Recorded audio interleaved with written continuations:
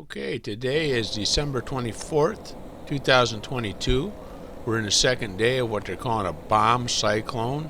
Temperatures at zero, just below zero, just above zero. Winds about 30 miles an hour with gusts up to 40, 45. So this female red-bellied woodpecker spent most of yesterday and so far today on the lee side of our ash tree, sharing it with woodpeckers and nuthatches.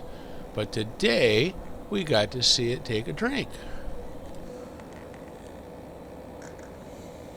I forgot to mention it yesterday.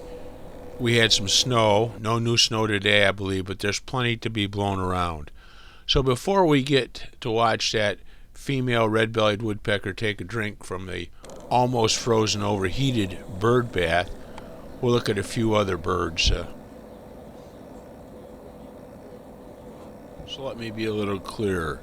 The bird bath is a heated bird bath, but due to the extreme cold and wind, it's almost completely frozen over. There's like 3 little open areas of water, and we're going to see the red-bellied female woodpecker come down. Well, we're not going to see her land, but we're going to see her drinking from that.